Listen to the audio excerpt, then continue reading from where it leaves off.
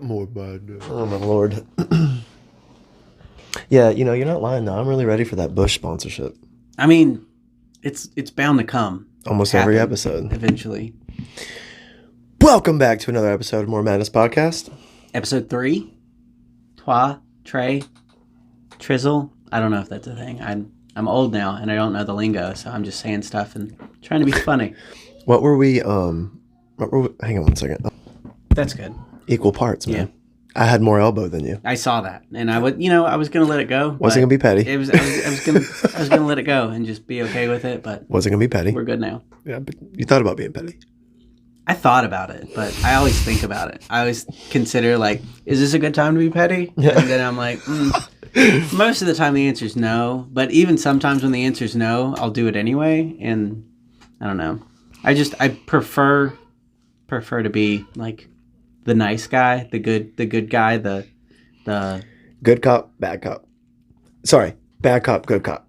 I mean, wait, bad cop, good cop, bad cop, good cop.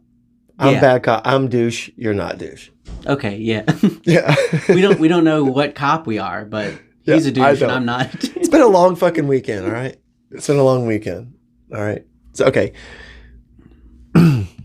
So I got a new friend out in Biola Battery, which is not far from where we're at.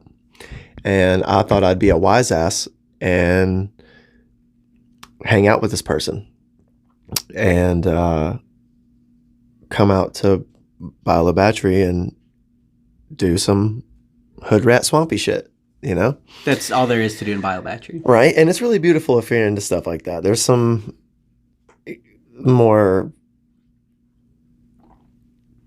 hood driven parts of that town that are a little sketchy. Yes. Yeah.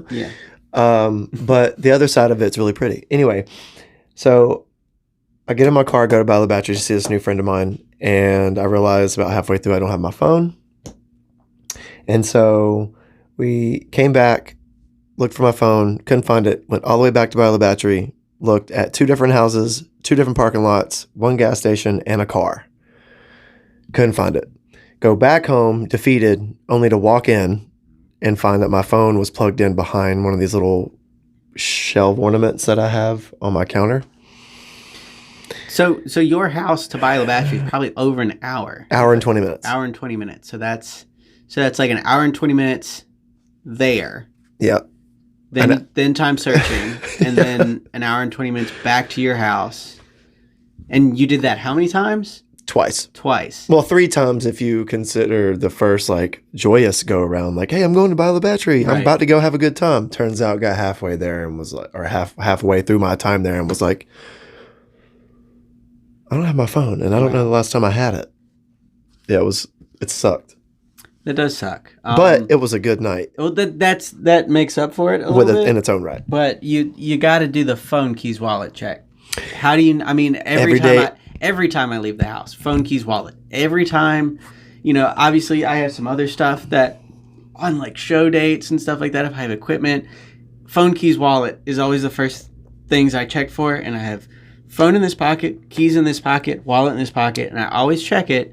And so that doesn't happen, because if that ever happened, I would have a mild panic attack. See, that's what happened to me, is that I do my everyday carry all the time. I'm like vaporizer, knife in Ridge wallet, keys, cell phone.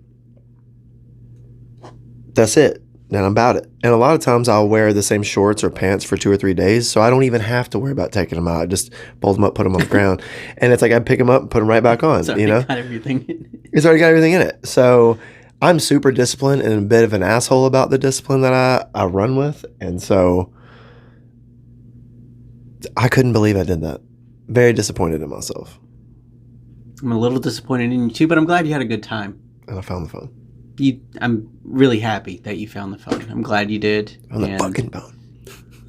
I'm glad everything worked out. Mm-hmm. Really glad everything worked out. Also, we were going to shoot a podcast last week, so this would have been, would it have been? Still would have been 4. It potentially would have been 4 because we would have had another one recorded last week. But my son got sick, and he planned that. Mac planned it. This thing is like I don't know if he planned it, but He's like 3. But he did it. He's 2. He's 2. Yeah, so he's in the terrible 2. So it might have been in there. But so the thing is like he was nice. No, I wish I wasn't talking to have talked over that. I'm sorry. But we'll get another one. I'm sure once Busch Light sends us that sponsorship, we'll do it plenty of times. Yeet.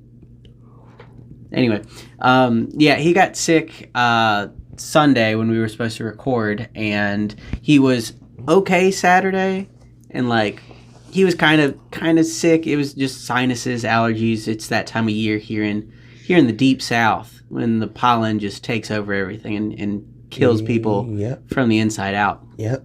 Anyway, he was dealing with that, and then by the next morning when we were supposed to shoot, he was like running a fever, and we had to take him to the doctor, and we spent 3 hours at the doctor, and it was just a big ordeal.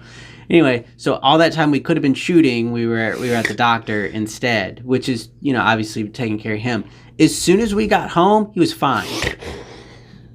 No fever, no illness, he was like back to normal, and it was kind of like he had like flipped the fever switch just long enough to where we couldn't record this episode. He planned it. He was like, you know what? So I'm not in the mood for Uncle Ty today. Maybe he just wasn't ready for Uncle Ty to come over, and he just put it off another week. And touche. But we got this is the 3rd episode. I think we're on a good track. We're back in my studio. Mm-hmm. We're back in my studio today, and Madness Studio.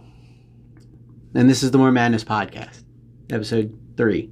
Trey, Twa. We did this already.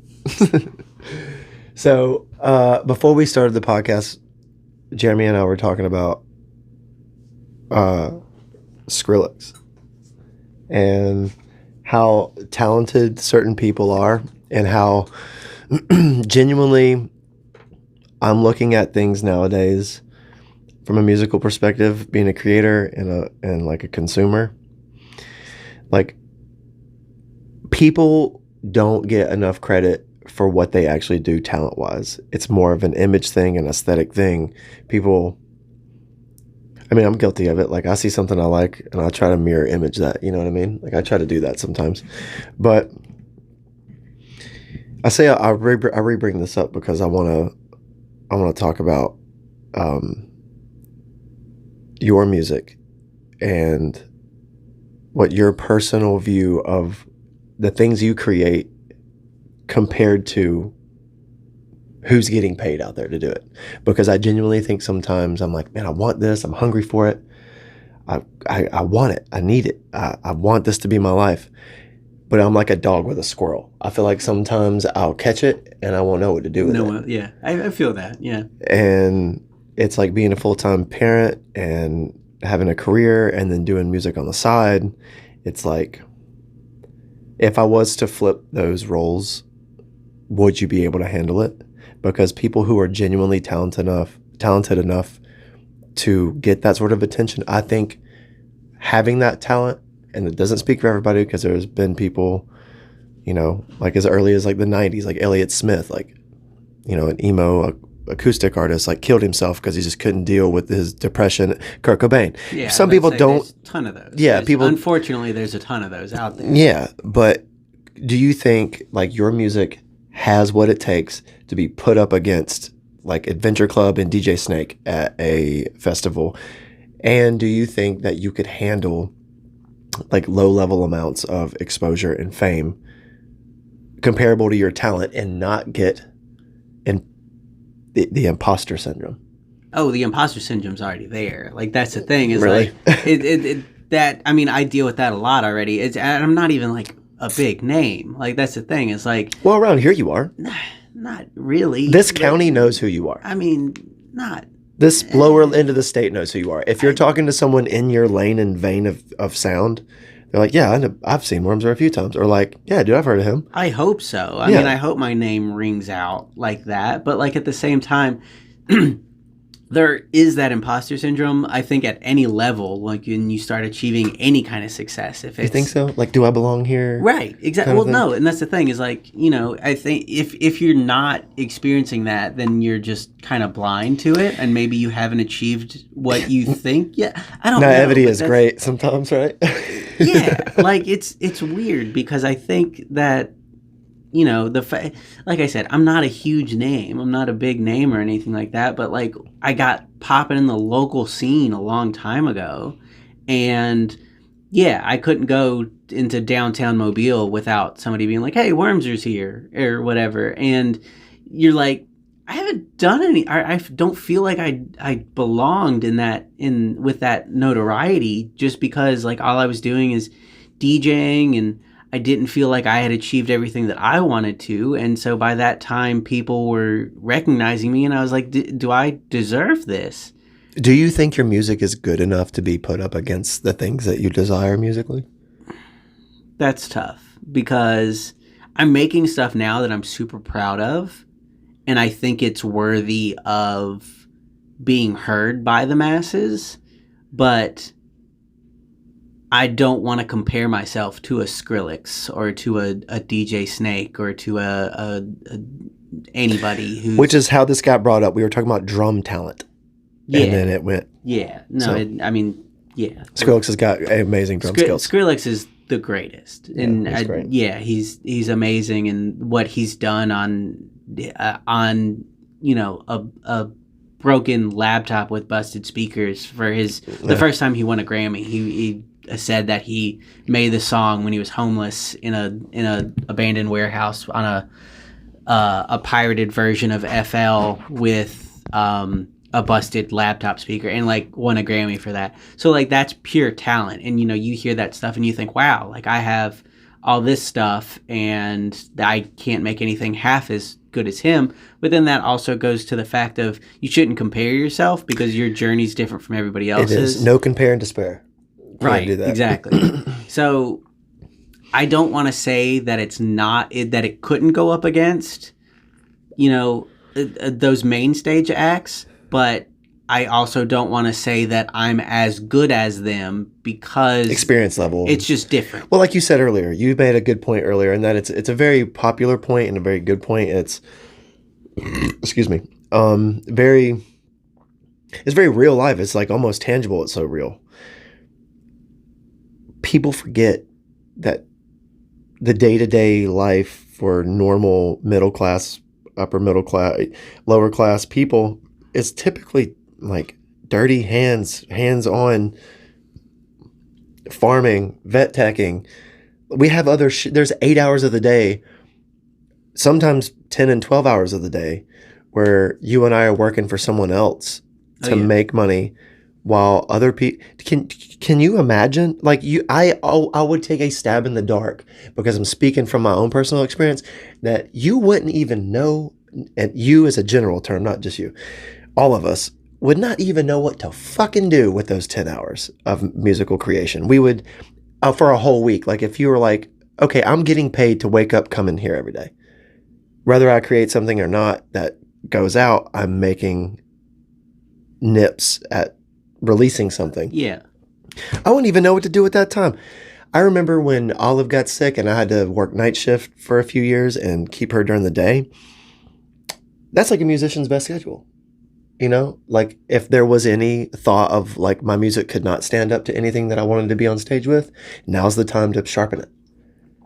We got to sleep. If you're working at night and taking care of somebody during the day, like you have to sleep, you have to do other stuff. So like, well, that is true. So I get it, but yeah, you're still putting in that day, that even if it's 9 p.m. to 5 a.m. instead of 9 a.m. to 5 p.m. like regular people. Yeah. Like it's still the hustle, the grind and stuff like that. Yeah, there's plenty of YouTubers and musicians and stuff like that who are able to spend their days in a studio editing and making creating, shit. Yeah. Just doing whatever they want to do, because that's what they get paid to do. But also there's this other more recent thing that I've been seeing a lot lately, is that doesn't go for a lot of people. No. Like that doesn't happen for a lot. There's still huge names out there that have day jobs. Who have day jobs and side gigs and just do other stuff just so they can pay the bills, just so they can feed themselves and keep the lights on. That's where the merch game came in. Also the merch game. That's where it came in. That's so hard though. I want to quit Chipotle. I'm going to make some t-shirts. That's a grind as well though. Yeah. It's all about effort, I think, is how much effort do you want to put in on a day to someone else, to keeping the lights on, Yeah. And then also to creating something that's bigger than you that you want to achieve one day. It's a gamble. It's a fucking gamble. A gamble. Because the way that I look at that is like, like, not to toot my own horn, because I try not to walk around with a big head because of the years of music under my belt. And I feel like I've done something with my life musically a little bit. You know, it's not like I just sat back and listened for all these years. I like got out there and showed the world my ass and like, was like, this is what I'm working with. I feel like with your ass, you know, and I feel like I'm a hell of a guitar player and I'm a hell of a writer and I'm like a producer and I'm an all right DJ. Like, but I don't think I possess enough talent to sit or stand on the stage that I want to just yet. And I don't think I'll necessarily ever will hit a breach where that ball flips over and I'm like, oh, fuck. I am a talented human being. Like, I have something to offer the musical world the way that I consumed music throughout my life. And it's a hard pill to swallow. But also at the same time, you hear those Skrillex stories and you're like, well, you know what? What if my music like is pretty good? What if these acoustic songs I'm writing, or what if these hip hop instrumentals I'm writing are really that good and I don't know it? Imposter syndrome. I was just about to say, that's imposter syndrome. That's exactly what that is. Because, okay, and this is some other like just wholesome shit that helps me get by, is when I was in college. I went to college for 2 years before I dropped out, got kicked out, whatever. I partied too much in school. The books. I was a graphic design major and I was in art school. And one of my art teachers told me, and this sticks with me to this day, is that there's no such thing as good art, only art that's appreciated by different people. Yeah. And that sticks with me because the mental view, the perspective of it. Yeah, it's the perspective. It's because like there's, you could be known by millions of people and like envied and valued and like people want to be you, but there's still so many other people who have no idea who you are. For example, Jay-Z, in one of his like documentaries or something like that, he had an hour special on HBO a long time ago, whatever. When he did his first show at Madison Square Garden after his retirement, or no, that was when he made that documentary. Is when he retired. I think so. Yeah. Or when he stopped doing live, stopped performing live. Anyway, so he was going to Madison Square Garden and he took the subway to get there. He didn't want to be like super popular. He didn't want to be like, cavalcade of limos and all this stuff. He took the subway to get there. And so the film crew follows him on the subway and he sits down next to this lady and the lady has no idea who he is. She's like this old white lady and stuff and no fucking clue. They just kind of strike up a conversation and she says, "Oh, like, what are you doing?" He says, "Oh, I'm performing at Madison Square Garden." Oh, she's like, "Oh, wow, that's neat." She just didn't give a fuck. Has no idea. Like, has no idea. And eventually he says, like, "My name's, Jay-Z." And she's like, "Oh, okay." And she said, "I think I've heard of you before." And like, so he's Jay-Z. Yeah. It's Jay-Z. And like, there's somebody out there, and I'm sure there's a million other people who have no fucking clue who Jay-Z is. Yep. That's crazy, right? Like, so... But there's so many people in the world. There's... Exactly. So, her favorite artist, in her mind, is so much better than Jay-Z. Yeah. And it could be like her grandson. Her grandson might be a musician or something like that. And on her brain... He's the most amazing thing that she's ever heard of, and she's never heard of Jay-Z before. Yep. And just like your art teacher said, it's no such thing as good art. It's no such thing as good art. It's just better in different people's perspective. Mm-hmm. And so it's all about perspective. It's all about your own perspective, and it's all about other people's perspective. That is true. Very true. And also, you're never going to make everybody happy, so just create what you want to create. Someone's always going to think your stuff is shit. Exactly. Always. Especially on the internet these days. Like, there's always that troll out there who has nothing better to do with their life than to upset someone. Yeah, just to get on Instagram or YouTube or TikTok and just be a dick. Like, that's their whole goal in life, is just to be to make somebody else feel as shitty as they do. A dick. Dude, that makes me think, to go back to the imposter syndrome thing. You know, Waylon Jennings. Who? Waylon, I'm kidding. I know you know. He used to be the drummer in Buddy Holly's band. And like Buddy Holly is like I'm just trying to think. I might have known that.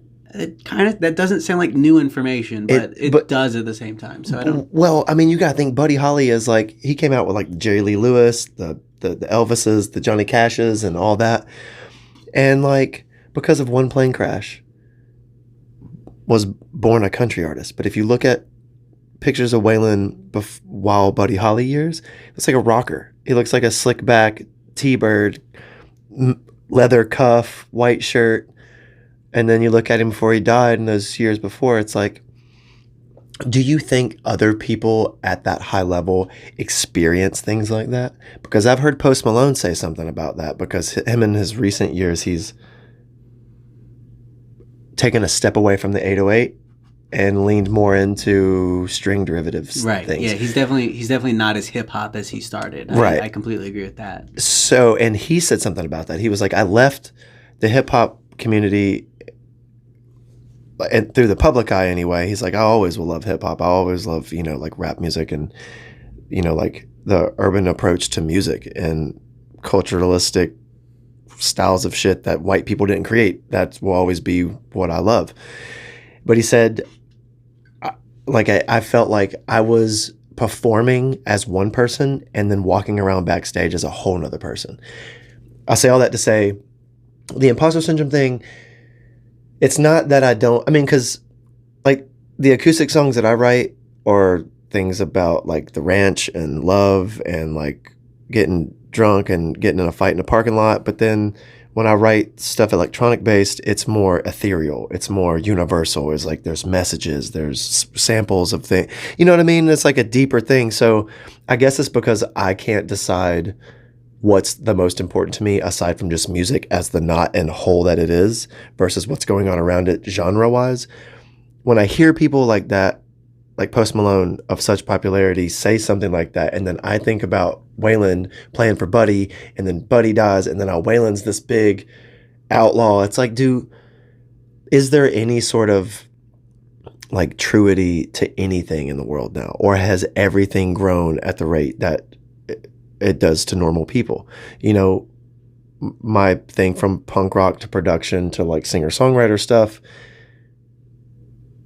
like, does that happen to other people? Like, do people, because you don't hear about it. You only see what's on Instagram. You only see what's on Facebook. You only see, like, you don't know, like, what's really going on in their fucking head. I think they do, though. Like, I mean, not that we see it necessarily, not from these, like, does it influencers. affect the craft in any way? It's weird, dude. Music's way deeper than people give it fucking credit for. But, no, I think people just go through those changes in their life, and that's what kind of pushes them in different directions to do different things, and I think that's just a part of growing. And you know, if you were making the same stuff that you were making when you were, you know, a kid, like it seems adolescent. It seems like you're not here to grow and get better. It seems like you're like, look at me, this is the pinnacle of what is. And if you're not changing, if you and your music are staying the same for 10, 15, 20 years, something's wrong. Yeah. Like I think everybody goes through that, to where you have to evolve. It is now, though, isn't it? Because you look at something like AC/DC. They've written the same record 22 times for the last 45 years, and no one bats a fucking eye. But like you said, if someone like Mac, when he was alive, if he wrote Movies with the Sound Off 4 more times, people would be like, Or, well, I think most people didn't like Good AM. So if he wrote, from my perspective, from the Mac fans I hang out with, some Mac fans are like, that's a brilliant record. I loved Good AM. I love them all. I loved, there's some that are a little, as a Mac they're fan, arbitrary. There's some that are really different, like Faces. I love Faces. See, that's the thing. Faces was probably my least favorite project. Really? Yeah. It's because it was so avant-garde. Yeah, it was just weird. And I mean, like, even like the... But I like weird, though. I know. And like Faces was good. It just wasn't my favorite. And then he even had some of the other projects, like the Larry Fisherman stuff. I loved all that. That was like, okay, but it wasn't my favorite. Well, and I mean, but again, that's him. That's him growing and evolving and finding out doing what he other wants sounds. to do and Larry Fisherman was more like instrumental, like my hood lo-fi hip hop side. Yeah, and it's jazzier stuff. And then Mac is more like, I saw my shit in Hot Topic and Zoomies. You know, kind of thing. So it's just different. But yeah, no, I mean, but I think, again, if you're not changing and you're not growing and you're not evolving, which the AC/DC thing, I think that's just because, like, certain bands can get away with it. Well, certain artists can get away with it. It's different back in the 70s and 80s. Like, that's right. That was my point. Is that it's different now. Yeah, it's different now. Like, people... I guess that is the thing, is that back then people heard AC/DC and they wanted to hear AC/DC. And it wasn't like now when you know, Wormser puts out a record and then you follow him, or I don't want to even say me, because it's not like that. Like, your favorite artist, insert your favorite artist. They put out a song and then you follow them on Instagram, Facebook, TikTok, Twitter, if people are on Twitter still.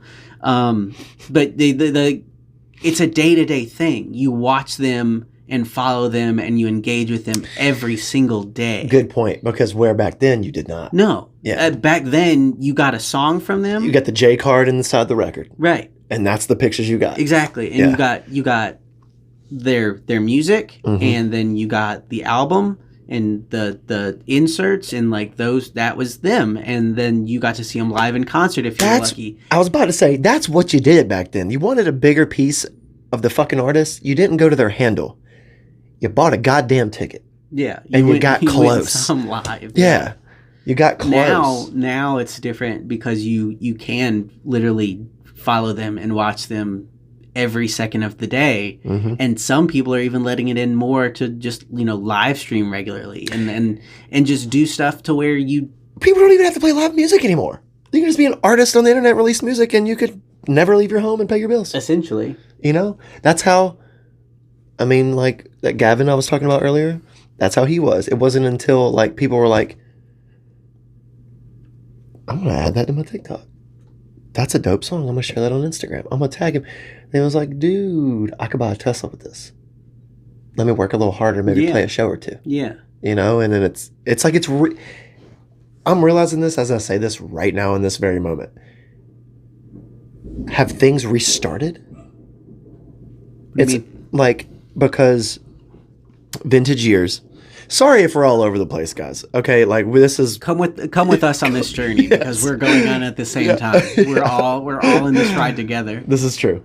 Okay, so like when it started, it was just like a garage. It was like just, hey man, you play bass? Cool, dude. Well, I know a guy from the church plays piano. We'll come to the house and let's play. And then the Doors are born.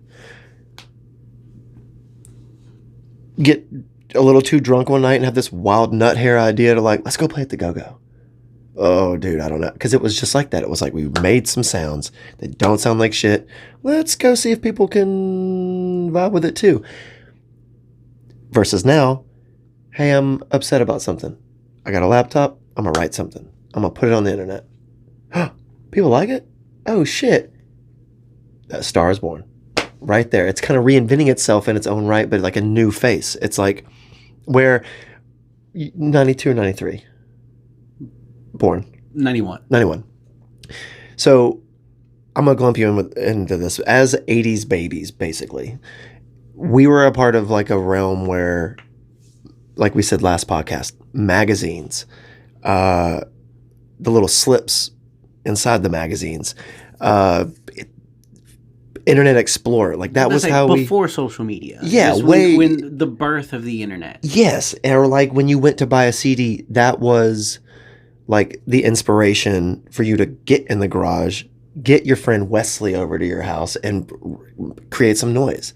Where now it's more like everything is so subsidiary to how people genuinely feel about their day to day, that they come home and they feel sad or they feel despondent or disconnected, and they create something to get that off their chest, and then they become vulnerable and expose it to the internet, and somebody likes it. It's kind of like the Doors getting a wild nut hair and being like, let's go play at the go-go.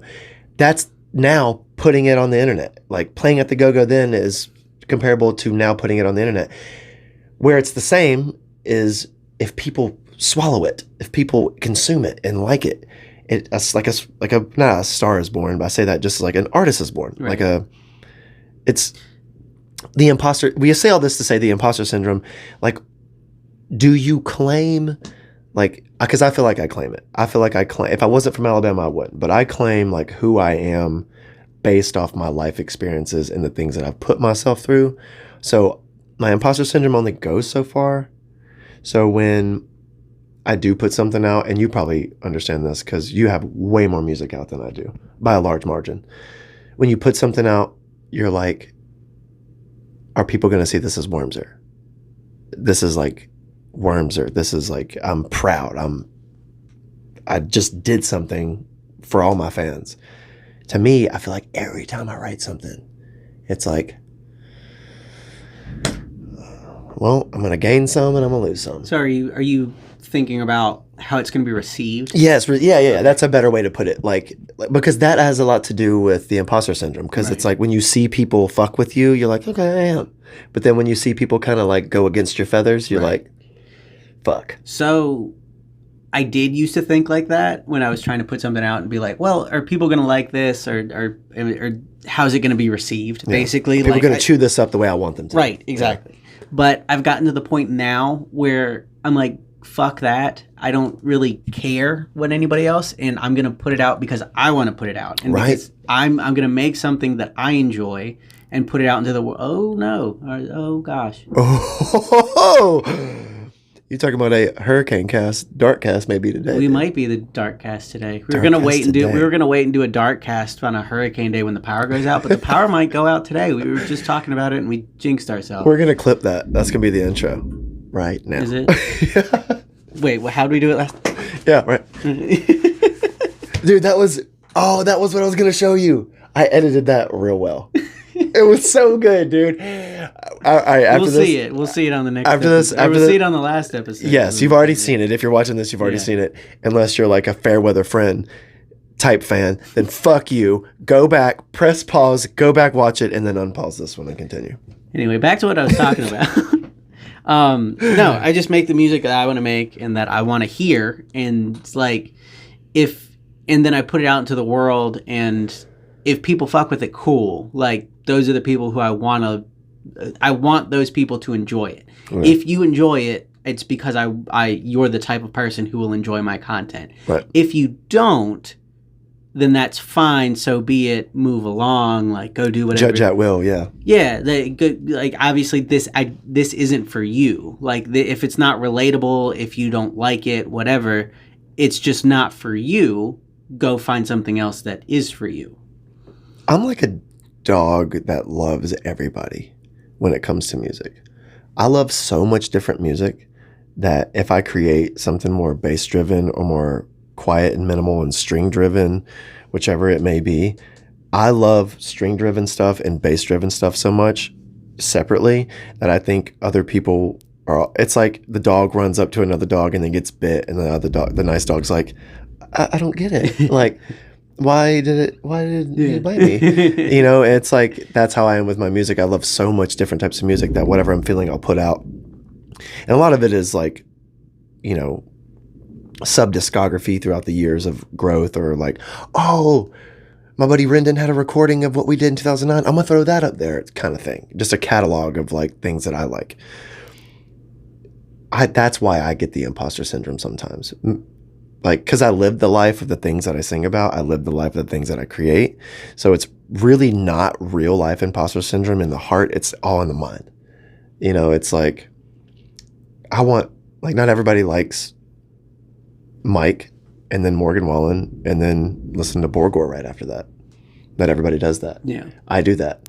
I forget that when I create shit. And then I'm like, where was this when we were shooting the music video? Oh, that would have been really cool. Damn. Except we wouldn't have had that outside scene, but still. Ricky, no, just one more time. Oh, shit. That's awesome. Dude, I'm pretty sure your sister sent me a friend's request on Facebook the other day, so I think we're friends again. I hope so. Yeah. Yeah. Long story. Short story. You want to take a break? I have to pee. Yeah. All right. Be right back. Yeah. No. Virtual Life. Barely Alive. Which is still fucking cool. Hi, I'm Ghost and Barely Alive. Does he still wear the big block helmet? He does. When I saw him in Pensacola, he did. I know what he looks like, and that was a funny thing is I know what he looks like because I've seen his YouTube tutorials, so I've seen him without the helmet. You're gonna get kicked out if you don't stop. That was awesome. That was great. Anyway, I've seen him. Because I've seen the YouTube tutorials, I know what he looks like without the helmet. Mm-hmm. So he did his set in Pensacola and then walked out into the crowd and was just like hanging out off to the side with a drink in his hand. And you noticed. And I guess he didn't think anybody was going to know who he was. And so I walked up to him and he was like, "What's up?" And I was like, "Dude, you crushed it." And he was like, "Oh, thanks." And yeah, he was like, "Oh, you know I don't who think I am." he knew. I don't think he was expecting people to know who he was because he wasn't wearing the big microwave helmet. Were you around for the .com era before it turned to Marshmallow? Because I know he was in Pensacola for quite a bit. Yeah. I mean, I knew who he was. I wasn't like a huge... You did it again while I'm talking. God damn it. I'm sorry.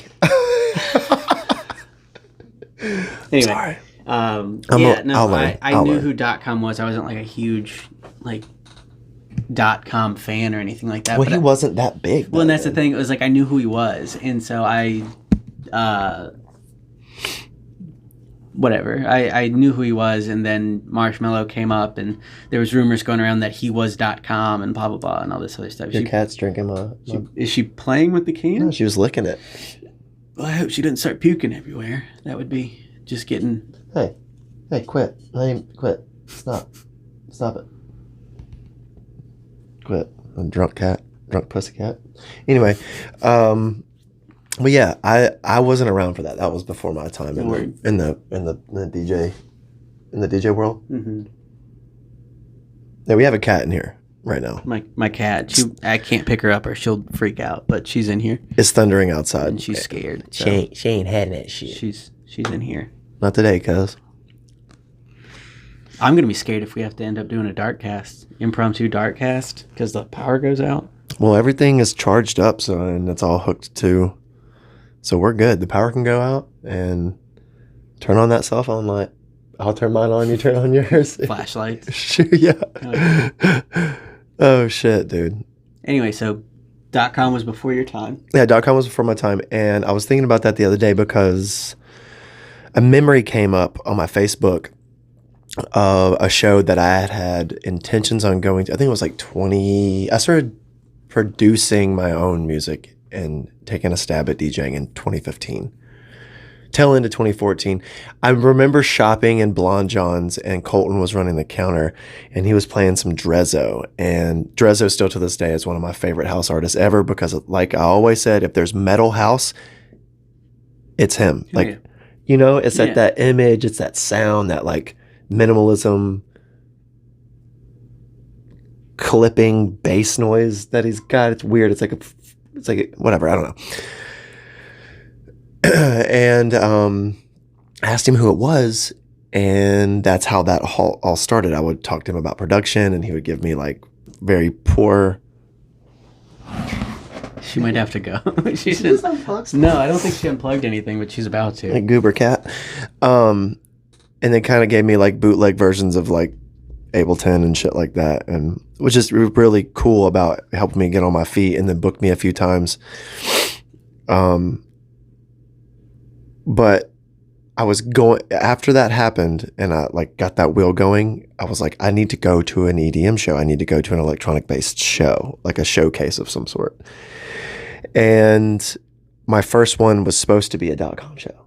Oh. And I was like, man, Where I was like that? Kicking myself. Where was that? Captain Funds. Word. I had no that. I mean, I know that was definitely before. The Whittler was playing too. thewhittler.com, Panda, Weiler. What's his name, dude? Brendan played with him. Remember the guy with long hair and glasses that hung out with the Future Astronaut guys? Brendan Tyler Smith, I think. I think I know who that is, yeah. He was always really nice. Really, really sweet guy. The name sounds familiar. I just can't think of... That was a long time ago, too. Yeah, so. and .com didn't even close the show. But anyway, it made me think. I'm like, I wonder if, like, other people know that story, like, about, like the Buddy Holly's drummer to the Waylon Jennings story, the .com story to the Marshmallow story. Because if I would have went to that show, I would have revisited that memory 3 years later and been like, what? That's the same guy? Well, see, nobody knew 3 years later that it was the same It guy. was quite a while for people to know. He came out with it. It was a rumor, and then I think somebody like started getting like really good progress. Like they pieced it all together, and so it was about to come out, and so he got ahead of it and let everybody know. And I heard there was some rumors. By the way. Okay, I just don't want your cat licking them. Yeah. There were some rumors, by the way, which local people and then see, that's the other thing is like it's just local people, and they kind of sounded salty about it, and they're like, I knew that was .com before anybody else did, and like I'm the one who encouraged him to do that, and blah blah blah, and people trying to steal credit where credit doesn't need to be stolen. What the fuck? You know this person, and I'm not going to say this person's name, but you know this person, and I'm pretty sure that you don't like him, and when I tell you who it is, you're gonna completely understand.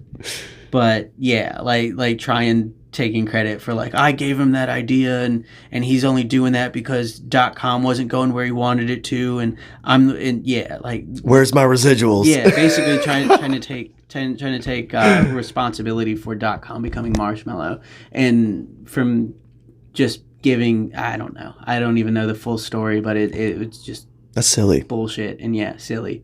That's super silly. Silly. It's definitely silly. I was when I was peeing in the bathroom, I thought about ironically, right when I was showing you the clip of the edit of us like doing our thing, I said I'm just like fuck it, I make it and I put it out. That goes back to what we were saying earlier about the imposter syndrome thing.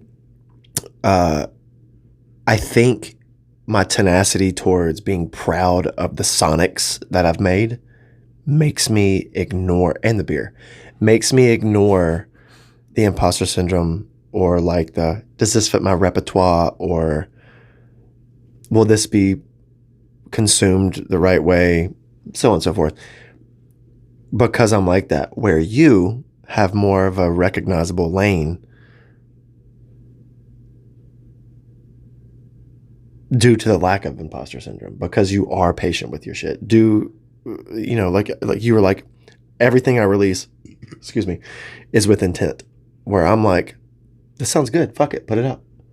And which there's nothing wrong with that. It's not at all. It's just a different approach. Yeah, no. Well, but I was segueing it in my mind, but like that's probably why I feel that way sometimes. Like kind of answering my own question, sort of thing. Like I think that's probably why, if I was to sit back and have less tenacity about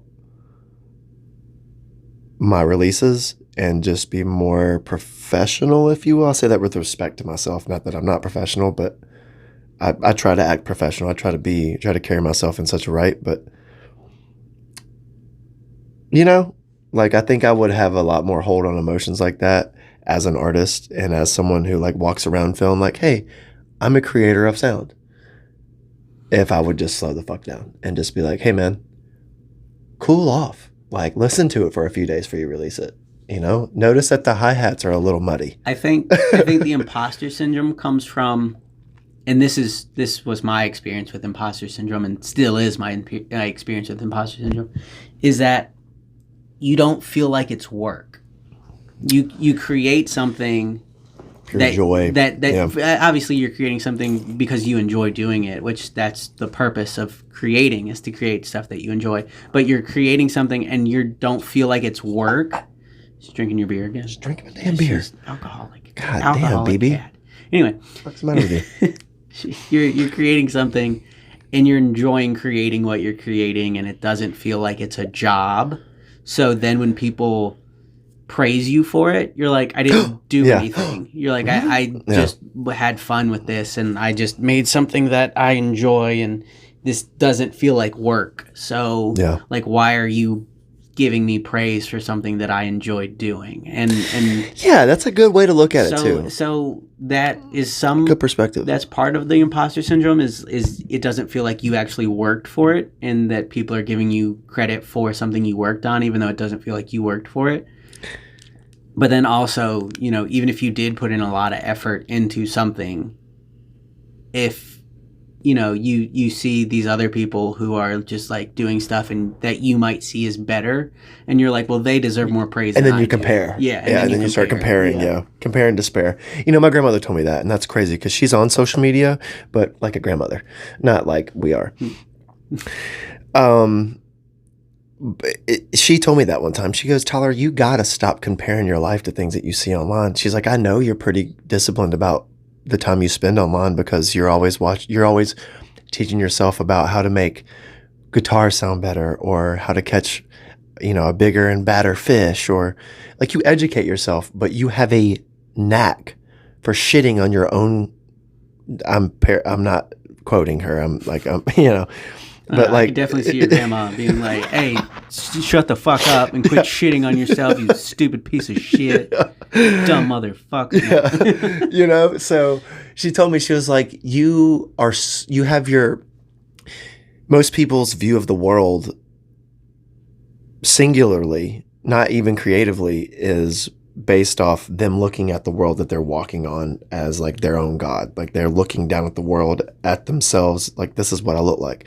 Or their own world has a perspective that is like they're the main character. And she said something to me. She was like, and she wasn't as brutal with it, but she was like, you compare and despair yourself to things. Like you get inspired by stuff that has done a few steps higher than you. You look up at these things, and like you possess the willpower and somewhat of the talent to be up there, and it fills your head with like, instead of like, oh, look where I could be one day, or look what I could have done, and just rest in the fact that like, hey, you had the opportunity, or hey, you do have the opportunity, and like you completely shit on everything you've created. And it's because you're like you just said verbatim, you were like, you do it. It's fun. It's pure. It's passion. It's seamless in its own right. You create something, you put it out, and you're like, yes, I'm awesome. This is great. I'm the shit. I feel so proud of myself. Fuck yes, go Tyler. And then you hit that button and you look at what other people are doing, and it's like, whether it's better or not, you think it's fucking better. You devour your own self up with negativity, and you're like, oh well shit, I'm not good. These people who, if 2 Chainz can have a fucking career, anybody can have a career. Okay? Like, not to take away from 2 Chainz's talent. That's not the best reference. But I'm saying, there's so many worse artists out there than 2 Chainz. But I'm just saying, the guy he literally just walks up to him, no auto-tune, it's my voice, I don't sing, I'm just going to kind of talk over that, along with many other, but I'm trying to keep it, like, there's a lot of things that we know that they don't know, as like, I know what you're getting at. Artist-wise, that are popular, that should not be popular. I definitely would have picked somebody besides 2 Chainz, but I get what you're saying. But but that's why he's so likable, because he's a gentleman, he's charismatic, he's smooth, he's dresses well, he's viable. But my thing is that, like, I compare myself to that, and I take away from my creativity by accidentally doing things like that to myself. You, on the other hand, are emailing like 1,000 DJs being like, this is my dick, check it out. I've never sent a dick pic. That's he's being metaphorical. Metaphorical. With the dick pics. I don't send dick pics. I would like to think that's well. I would like to think that at this point people know like the slight metaphors that I use in the podcast. People are like, that surely can't be true. But just to clarify, no dick pics. I don't send people dick pics. Like it's my music, actually, is what I'm saying. Yeah, right. You know, where I'm like, well, so and so's playing in town tonight. Let me snake my way for a free 30 minutes and show people my shit. Where you're like, no, I'm not gonna do that. I'm gonna spend my time doing Eurythmics and like abiding by the statistics. I'm more like, nah, fuck that shit. Grab your guitar case, let's go. Well, don't get me wrong. If I had the opportunity to like weasel my way backstage and slip somebody a USB, I would. Well, those moments we were talking about earlier, that was all. That was never like, it was all because of. And you've been hired by these people too. Like, it's all because of who you're hired by. I mean, like, yeah, that does it definitely. Your liquor under the stage sits right next to Snail's shit too, right? Or, or right next to so and so. By the way, we're going to Snail's. You going? I'm going. You know that was last night, right? Was it last night? It was last night. Foot. That's okay. That bums me out, dude. He never comes to Pensacola. Not anymore, not as much anymore, but yeah, that was last night. I was considering going. Like, there's a bunch of shows that happened this weekend, and I just why did I think that was weekend after next? I don't know, but yeah, it was last night. Because I was thinking next weekend for me is Indianapolis, and then the weekend after that, I don't have the kids again. So I was like, in my mind, I'm thinking, oh, I'm kiddo free. I'm going to Snails with Shane. Wormser's probably going. What the fuck? Why did I think that? Then what's in 2 weeks? I have no idea. I know KVBM did a showcase with Panda somewhere this weekend too, or that was Friday. That was Friday. It was Friday. Who? KVBM, Panda, and one other bigger DJ was doing. It was like it was something like a Knight's Tale or something like that. It was in Pensacola. I don't know. That was Friday. Or something like that. Well, there was Surf Mesa was at Pensacola Beach on the Friday. Beach Club, yeah. And that was a really good show, and I was gonna go to that, but with Mac being sick, like I was talking about earlier, I had to miss work, and I just didn't have enough money to go, and like, unfortunately, if it would have happened any other weekend, it probably wouldn't have been a big a deal, and I would have had enough money to go, but because of missing work this past week, I didn't have enough money to go to like a weekend full of shows, and this was the one weekend where it was like full of shows, and it just didn't work out. But honestly, it probably worked out for the best because I got shit done here. I had to stay home and be quiet, and I got shit done. Yeah. So like, it's weird how that works, right? Yeah, you gotta get the good with the bad. So. What was the name of that? I'm going to look at it and I'm going to send it to you on my Facebook, the interested invites or whatever. I'll send it to you. But that was Friday, and I wasn't going to go to that. I wanted to see Surf Mesa, but there was someone there that I didn't want to see. No word. You know what I mean? So I was like, I want to see Snails. Because I heard it was a good show, and it's not necessarily for Snails, but I love his charisma, like his like the vomit rot dub kind of thing is not my thing, but the people who go to his shows are typically very kind-hearted people, and the people he has opened up for him were like local shits. Yeah, no, they're all like those are all. Yeah, it was nothing but homies. Like, yeah, like I love that. That's so punk rock. Yeah, that is like they're all super dope people, and that was the main reason I wanted to go, was to see them. But it just didn't work out this weekend. But yeah, I heard it was a really good show. I heard everything that's been going on recently was just really, really good stuff, and it's good to see that there's still a thriving community here on the Gulf Coast. Somewhat, yeah. Well, not even the Gulf Coast, because it's popping everywhere else. But here, it's like the elitism gets in the way of creativity here, I think. Like occasionally. Yeah. I think that the dick measuring contest is more important than how the show looks or who's showing up. Hi, come on. Why is she not loving me the way she normally I don't know. I think she's still kind of freaked out. She's drunk off the beer. She got 3 licks off of beer. She's gone. She gone. She should be more lovey if that was the case.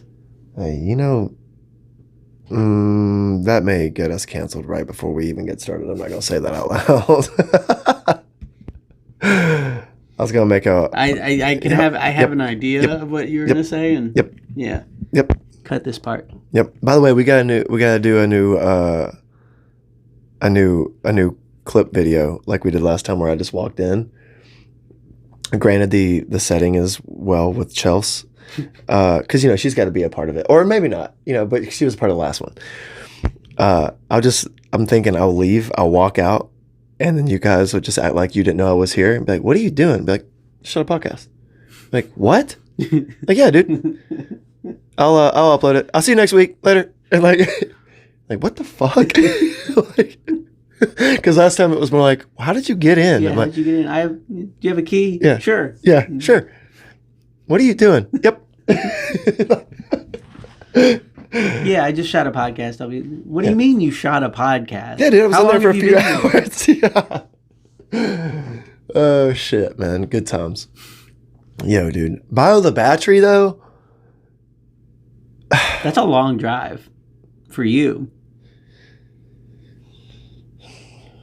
She's pretty, man. I mean, that's not what I'm getting at. I'm getting at you not having your phone and not doing the phone keys wallet check like you're supposed to do. I was distracted by a pretty lady. God. Happens to the lay off. Happens to the best of us. Oh, shit, dude. What are we at now? Oh, yeah, dude. We got good timing. Like I said earlier, dude, we're good, dude. We're like, we shoot easy hour podcast, That's what happens when we just when riff. You're in love. That's not where I was going with that, but okay. It's okay. Dick. We need to talk about, and maybe this is an on or off podcast subject, but guest. Oh, yeah. How are we going to have guests? How are we going to splice a third microphone up in this bitch? I have no idea. That's we need a question, guest. But we definitely, we'll eventually have some guests. We need to get it. I want Jason on. My friend Jason? Yes. Well, he lives in Birmingham now. Mm-hmm. And, I'm sure we could get him on a future podcast. But that's what I'm saying. Like, next time he's coming down, be like, look, square off 2.5 hours. Tyler's going to come over, and we're going to shoot the shit on the futon. Yeah, we could. We could definitely find the space and stuff, and he's just a gold soul. Yeah, no, he's a great guy. He's Love Jason. Super cool dude. I connected with him at the wedding. Hey, ma'am. She's looking for those beers. Son of a bitch. What are you from Gadsden, cat? Get out of here. What the hell? From Gadsden. Are you from Gadsden? Yeah, fucking trailer park kitty. God damn. It's a pretty girl. So that's the More Madness cat. Phoebe. And then sometimes Eleanor. Whenever she decides to sit down and show up. Golly. Talk about a dog with way too much positivity and happiness. Just like, calm down, dog. Okay, you gotta get down. Bye-bye. Yeah. Bye-bye.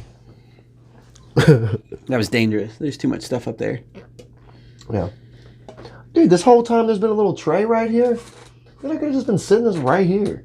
Technically that's not a tray, but... Well, it's not a tray. Okay, fair. That's fair.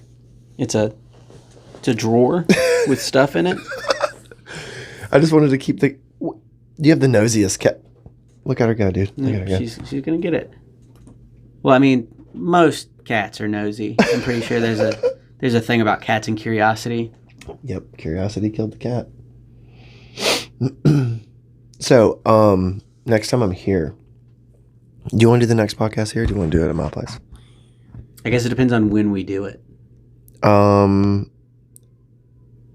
will be kiddo free next Sunday. I might be able to do it next Sunday. Okay. So you want to aim? Let's aim for the normal time that we did, what was like between 9 and 10 today. I showed up at noon. I showed up at noon. Oh, goddamn, Jackie. But yeah, next Sunday, I'm free, and we can do it here, and try and knock it out earlier for sure. Well, I want to record some stuff. I want to Oh yeah, music and stuff too. Yeah. Because because this is the atmosphere for that. For sure. Yep. Also, I'm going to record one of my tracks in my living room because the acoustics, I like the echo and the reverb. And then I'm give that to you and let you fuck with that. Yeah. I had something else I was just about to say. Oh, like what you're doing musically in the community of Mobile and things like that. Like you said that you wanted to start doing like more medial based things, like putting on shows. Maybe you said something about like connecting websites and networking with people, and like I bring all that up to say, like, musically and creatively, like what are you trying to accomplish within the next year? Shit. Next year is... Yeah, like from this exact moment that you're about to open your mouth till 2024, January 1st. Well, the next year isn't as long term as like I guess I'm planning on. So within the next year, it's just to still continue to like put out music and just connect with people, and just to help people hear my music.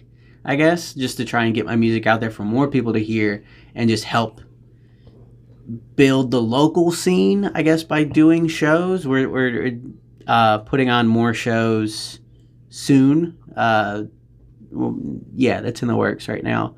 But we're putting on more shows, and I'm trying to just work with more people and still creating music. I've got like... You have so much music. I've got like 6 or 7 songs like almost done and ready to go, and then I've got another 2 or 3 that are done and ready to go. So like it's just a matter of like finishing stuff and lining stuff up and getting ready to do all that. But I'm just trying to like grow my brand as well as build a community and reinforce the communities that I am a part of already. So like for the next year, that's the goal, is just to continue to do that and just take what I've learned over these past fucking 12 or 13 years of doing music and putting that into creating something that will eventually become bigger than me. Go after you go kind of thing. Yeah. Speaking of that, I have 2 things that made me think of 2 things. Make this a short answer if you can, because we could probably talk about this for a while. Is Past the Good still going on now that Stuart's gone? Is there? Yeah. Yeah. No, rest in peace, Stu. Like, you were such a good dude. But yeah, no, Charlie has taken over. And he is Delicate Chaos.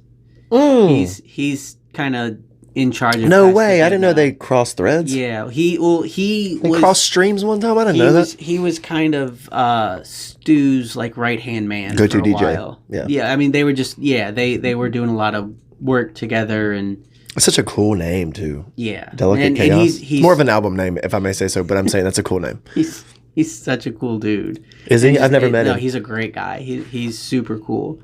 And yeah, he's kind of taken over the reins of Past the Good, and yeah, he's the one who's doing all that. Here's my second part. At what point, I segue this to, wondering what your interests are for the next year. At what point are you going to lay down writing and just DJ, or would you lay down DJing and just write from home? What is your perspective and dynamic on your internals of how you create music? Because there was a section of my DJing career that was very short-lived, 6 years, where I went so hard, but I also had residencies. I had 2 residencies at the same time and then a normal job. So that will exhaust someone super fast. Yeah. That's the only thing that kept me going. I was like, I am DJing so much, I don't even have time to be creative. And then it made me hate myself as a DJ, because I'm like, I didn't get into DJing to like play other people's music all the time. I got into it because I wrote something electronically, and this is the guitar to play it on. At what point or if there is any point, because I mean, Carl Cox is like fucking 61 years old and he is just rocking 8 channels at one time, you know? Well, he's a master DJ. I don't know. I don't think he creates his own music. I don't know for a fact. He's got some house stuff, doesn't he? I don't know if he has his very own, bland and very. Well, it's house, but it, oh.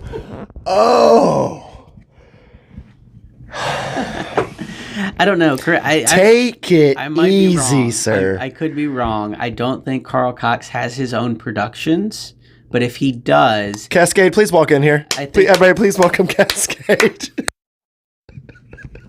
I'm surprised the lights didn't turn on when you were glad. But no, he's a master DJ. But no, to go off your question, I want to do both. Like I want to create, not stop. No, I don't. Punk rock it into the ground. I don't want to stop. I want to create my own music and I want to DJ. I don't necessarily want to be a club DJ where I go and play clubs and just DJ for like 5-6 hours a night and then Tiesto, that shit. I used to do that. Like that's the thing is I used to have a residency where I would play 5-6 hours a night and it would just be like club music all night. And was it paparazzi? No. It's Lure. Kind of. It was and then it wasn't and it was and then it wasn't and then it was. Got it. It went through phases. It did go through phases. Okay. But yeah, no, I played there. Okay, so it was one club. I opened that club. Like I was the first DJ to ever play there. Then it shut down. Then they reopened under a new name. I opened that club. And then that one caught on fire. They renovated it and started a new club. And then I started that club too. And I played there. I just kept going through all the different owners and stuff. And so I played there for a while. And I was a resident there. And then around the time the pandemic hit, I stopped playing there, and then they just never called me back. And to be completely honest, I'm glad. Not sad about it. No, because I was getting burnt out on it. Like the money was great, but I was getting really burnt out, and it was to the same thing. Like I wasn't having time to be creative, dude, because I was working a day job, and then I'd go to a residency, and by the time I would like wake up, whooped and like toasted, I just didn't have the time or the energy to put into my own self because I was doing all that other stuff. Yeah. And so, yeah, it was a good thing, but it was also a bad thing at the same time. It's like the best hole you could fall in. It's a profitable hole. Yeah, it's like a negative, positive, the best positive, and that's negative also hole. like when I was doing like weddings and stuff like that. I was DJing weddings and all that stuff. Money was flowing. I mean, I had money coming in all the time, but I hated it. Hats off to the wedding DJs. It's so much stress. I can't. Shane, you have a backbone that all the rest of us do not have. And that's props to them. I'm glad you're making your money and stuff like that. I just can't do it. But Shane also doesn't write his own music. He doesn't produce his own music, does he? I don't think so, no. No, he is just a DJ. Mm-hmm. Totally fine. I was going to say, that's another thing is people get that confused a lot, is they think a DJ is a producer and a producer is a DJ. Not the case. Not the case. You can be a DJ and you can be a producer, and sometimes, like in my case, you can do both. And it's just like you play guitar and you sing. You don't have to play guitar if you sing. You don't have to sing if you play guitar. Right. But you do both. Yep. So it's the same thing. Yep. No, it's a good way to put it for people who don't know about that, because more often than not, when you think of a DJ, you're like, oh, they don't. In its own right, it's good that people think vintagely about DJing, because they're like, oh, they just play other people's shit. And that's right. Like the DJ used to be the gatekeeper of if you went anywhere. Oh, yeah. Like your sociability with the DJ determined if your shit got played or not. Where now that is like negative, the opposite way. Like it's not in our scenes, in radio like, stuff, in like hip hop and pop and stuff like that. Those producers, that's why you hear those tags in the middle of the beat. Yeah. Then you still have if Cameron didn't mix it, I don't want to hear it. Hear it. You just hear like shit like that. Yeah. And so that's their producer tag. Right. But yeah, so it's different for every lane, but there's also so many different things that go into it that, you know, moving parts are everywhere. If you don't do one thing, that doesn't end your career as another thing that you're doing. Yeah, that is true. Or you just have a wild nut hair and be like, you know what, I'm going to quit this band and I'm going to be a DJ now. Because some people do that.